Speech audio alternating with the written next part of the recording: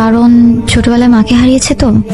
আজকে যদি আমার মা আমার পাশে থাকতো, আমার সাথে থাকতো, তাহলে আমি সবকিছু মাকে শেয়ার করতাম আর একটা ভালো সঙ্গী পেতাম। কিন্তু সেই সুযোগটা আর হয়নি। তাই আর কি, ওই রোবোটিক লাইফ থেকে পালিয়ে এসে একটু শান্তির নিঃশ্বাস নিলাম। আসলে সম্পর্ক, টাকা পয়সা এগুলো আসলে কিছুই না, সবকিছুই হচ্ছে সময়। এই সময়ের অভাবে কত সম্পর্ক যে শেষ হয়ে যায়। জীবন সবকিছুর দরকার আছে, সম্পর্কে যেমন দরকার আছে, টাকারও দরকার আছে। আপনি যদি কিছু না মনে করেন তাহলে আমি আপনাকে কিছু কথা বলতে চাই। Yeah sure.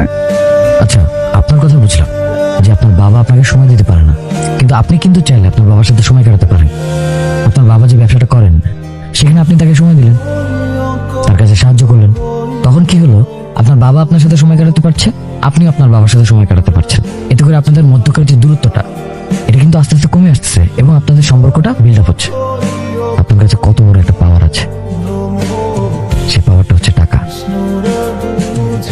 আমাদের দেশে এমন অনেক লাখ লাখ মানুষ আছে যারা অনিদ্রায় অনাহারে দিনের পর দিন, বছরের পর বছর কাটিয়ে দিচ্ছে, কিন্তু তাদের পাশে দাঁড়ানোর মতন কেউ নেই।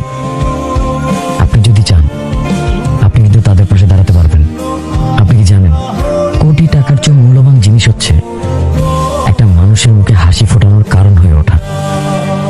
তখন আপনার ভিতরে না একটা আত্মতৃপ্তি কাজ করবে, আপনি আপনার নিজেকে চিনতে পারবেন।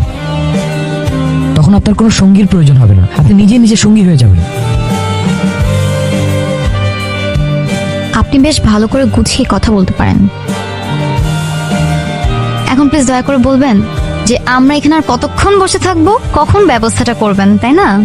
ও হ্যাঁ, চলেন আমরা হাঁটি। আবারও দূরও, আমি বলছি যে আমার হাঁটতে হাঁটতে পা ব্যথা হয়ে যেতেছে, তারপর আপনি বসার পর আবার বলতেছেন